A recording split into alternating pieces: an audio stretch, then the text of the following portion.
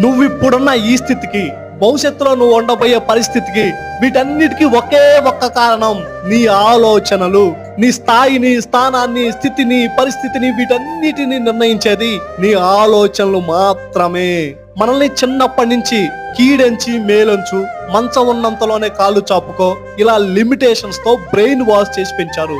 ఇది కాదు నిజం. యద్భావం తద్భవతి. మతి ఎంతో గతి అంతే. నువ్వు ఎలా ఆలోచిస్తావో అలానే తయారవుతావు.